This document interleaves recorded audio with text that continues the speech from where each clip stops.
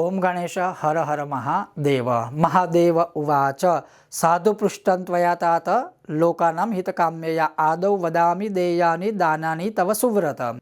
जब स्कंद भगवान जो है वह अर्थात स्कंद यानी कार्तिकेय जी जब शिवजी को पुरुषोत्तम मास में जो किए जाने वाले दान है उसके विषय में जब पूछते हैं तो महादेव स्वयं जो है साक्षात जो है वो क्या बताते हैं कार्तिकेय जी को। आज मैं आपको बताऊंगा सहज दान है, सरल दान है, हर कोई कर पाए ऐसा दान है। और सिर्फ आज बताऊंगा उतने दान नहीं है, एकादशी से पहले भी कुछ ऐसे सरल दान की जो तिथि के अनुसार होगा कुछ भी, वो भी मैं आने वाले विषय में आपको बताऊंगा। लेकिन आज उत्तम जो महादेव जी ने दान बताए हैं जो हर कोई मनुष्य को करने चाहिए उसका क्या फल आदि है वो मैं आपको बताऊंगा। अगर आपको आज का यह विषय वीडियो पसंद आए तो लाइक कीजिएगा, शेयर कीजिएगा, चैनल पर नए हो तो सब्सक्राइब कीजिएगा। तो चलिए शुरू करते हैं।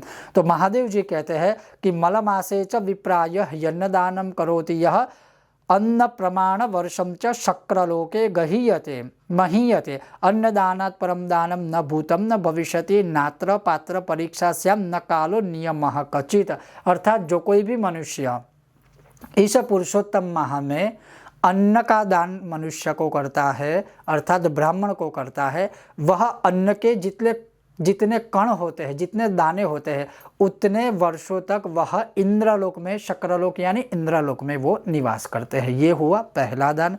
दूसरा, भगवान यहाँ पर ये भी कहते हैं कि जब आप किसी ब्राह्मण को अन्न दान करते हो, स्पेशल यहाँ अन्न दान के विषय में बोला गया है कि जब आप किसी ब्राह्मण को अन्न दान करते हो तो वो सुपात्र है या नहीं, या कुपात्र है या नहीं, या उस दिन कौन सी तिथि है, कौन सा वार है, वो देखने की भी आवश्यकता नहीं है। जब आपको किसी ब्राह्मण को अन्न दान करना है वो आप कभी भी करिए, लेकिन पुरुषोत्तम माह में उसका जो फल है वो क्या है। तो आगे महादेव जी कहते हैं कि अस्मिन् मलिम लुचे मासे घटास्त्रिंशन्मितास्तथा देया विप्राय भक्त्या च सप्तधान्यश्च पूरिता अशक्तश्चेत्तदा पुत्र सप्तपश्च मितास्तथा सप्तपञ्चमितास्तथा दद्यात् विप्राय भक्त्या च परे दिवस पंचके ससागर वनोपेतां धरां दद्यात् च यो नरः तावत् पुण्यम प्राप्नोति नात्र कार्य विचारणा। इसका अर्थ ये है कि जो कोई भी मनुष्य पुरुषोत्तम माह में एक मिट्टी का घड़ा लेकर के उसमें सप्त धान्य अर्थात 7 अन्न को परिपूरित करके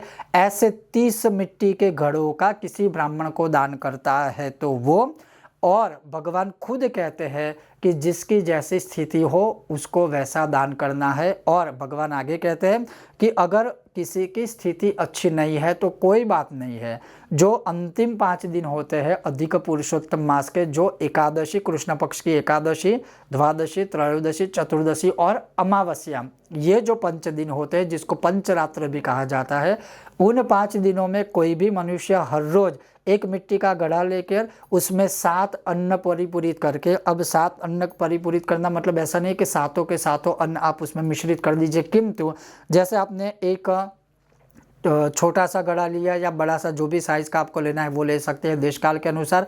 उसमें जैसे मानिए कि 100 ग्राम आपने कोई एक अन्न लिया, फिर दूसरा 100 ग्राम, तीसरा 100 ग्राम, ऐसे 7 धान्य का आपकी स्थिति के अनुसार 7 पैक बनवाइए।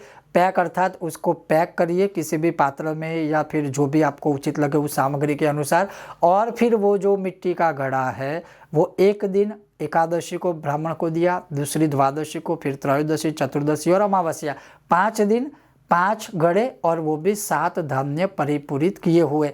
अगर आपकी स्थिति नहीं है तो आप अंतिम 5 दिनों में ऐसे भी अगर आप दान करोगे तो भगवान क्या कहते हैं कि ससा गरवनोपेताम धराम दद्याच्च यो नरः तावत् पुण्यम प्राप्नोति नात्र कार्य विचारणा। आपको इसमें कोई सूझबूझ लगाने की, अतिमति की जो रहती है, ज़्यादा सोचने की कोई ज़रूरत नहीं है। महादेव जी कहते हैं जो ऐसे दान करता है या करेगा वह पृथ्वी के जितने भी समुद्र है वो दान करने का फल प्राप्त करेगा, पृथ्वी के जितने वन है, जो जंगल है वो दान करने का फल प्राप्त करेगा, और इतना ही नहीं समग्र पृथ्वी दान करने का भी उसको फल प्राप्त होगा अगर कोई मनुष्य इस प्रकार से मिट्टी के घड़े में सप्त धान्य या फिर 30 घड़ों में सप्त धान्य भर के दान करेगा तो। और वो किसी ब्राह्मण को ही देना है, यहाँ पर लिखा है।